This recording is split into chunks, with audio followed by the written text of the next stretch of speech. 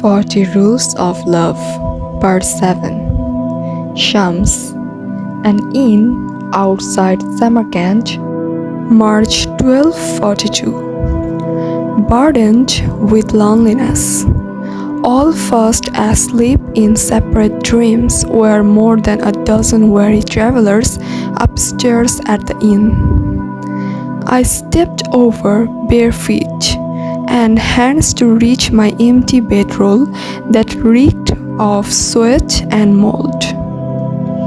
I lay there in the dark, mulling over the day's events and reflecting on any divine signs I might have witnessed, but in my haste or ignorance failed to appreciate. Since I was a boy, I had received visions and heard voices. I always talked to God, and He always responded.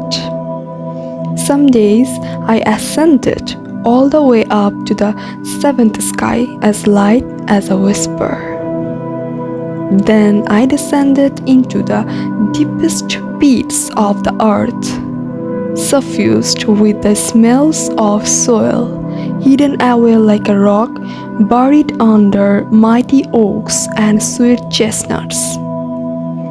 Every so often, I lost my appetite for food and went without eating for days on end. None of these things scared me, though in time I had learned not to mention them to others. Human beings tended to disparage what they couldn't comprehend. I had learned that firsthand. The first person of misjudged my visions was my father. I must have been 10 years old when I started seeing my guardian angel on a daily basis, and was naive enough to think that everyone else did as well. One day, while my father was teaching me how to build a cedar chest so that I could become a carpenter like him, I told him about my guardian angel. "You have a wild imagination, son," my father said dryly, "and you better keep it to yourself. We don't want to upset the villagers again." A few days before, the neighbors had complained about me to my parents, accusing me of acting strange and scaring their kids. "I don't understand your ways, my son. Why can't you accept that you are no more remarkable than your parents?" my father asked. "Every child takes after his father and mother, so have you." That was when I realized that although I loved my parents and craved their love, they were strangers to me.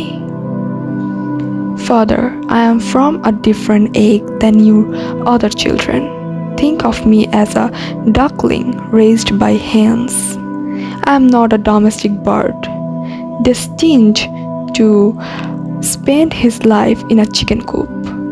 The water that scares you rejuvenates me. For unlike you, I can swim, and swim I shall. The ocean is my homeland. If you are with me, come to the ocean. If you not, stop interfering with me and go back to the chicken coop." My father's eyes grew large, then small and distant. "If this is the way you talk to your father now," he said gravely, "I wonder how you will address your enemies when you grow up."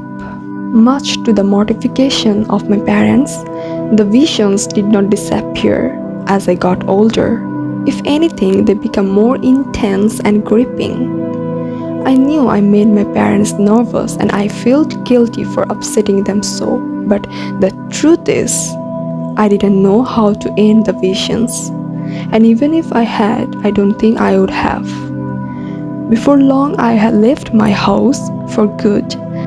Since then, the bridge has become a smooth, sweet word, so fine and delicate that it melts on my tongue. Three scents accompany my memories of this place: cut wood, poppy seed bread, and the soft, crisp smell of snow. I have been a wandering dervish ever since, not sleeping in the same place more than once, not eating out of the same bowl twice in a row. Every day seeing different faces around me. When hungry, I earn a few coins by interpreting dreams. In this state, I roam east and west, searching for God high and low.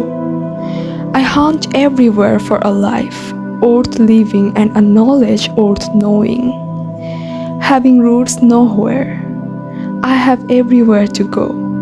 During my travels, I have taken all sorts of roads, from popular trade routes to forgotten tracks where you wouldn't run into a soul for days on end. From the coast of the Black Sea to the cities of Persia, from the vast steppes of Central Asia to the sand dunes of Arabia, I have passed through thick forests, flat grasslands, and deserts, sojourned at caravansaries and hostels, consulted with the learned man in age-old libraries, listened to tutors teaching little children in maktabs, discussed tafsir and logic with students in the madrasa, visited temples, monasteries, and shrines, meditated with hermits in their caves, performed zikr with dervishes, fasted with sects, and dined with heretics, danced with shamans under the full moon, come to know people of all faiths, ages, and professions, and witnessed misfortunes and miracle alike. I have seen poverty-stricken villages, fields blackened by fire, and plundered towns where the rivers ran red, and there were no men left alive above the age of 10. I have seen the worst and the best in humanity. Nothing surprises me anymore. As I went through all these experiences, I began to compile a list that wasn't written down in any book, only inscribed in my soul. This personal list I call the basic principle of the itinerant mystics of Islam. To me, these were as universal, dependable, and invariable as the laws of nature. Together they constitute the 40 rules of the religion of love, which could be attained through love and love only. And one of those rules said, "The path to the truth is a labor of the heart, not of the head. Make your heart your primary guide, not your mind. Meet, challenge, and ultimately prevail over your nerves with your heart. Knowing yourself will lead you to the knowledge of God." It had taken me years to finish working on these rules, all 40 of them, and now that I was done, I knew I was nearing to the final stage of my time in this world. Lately, I had been having many visions in this direction. It wasn't death that worried me, for I didn't see it as an end, but dying without leaving a legacy behind.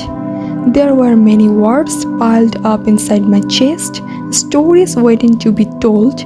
I wanted to hand all this knowledge to one other person, neither a master, God.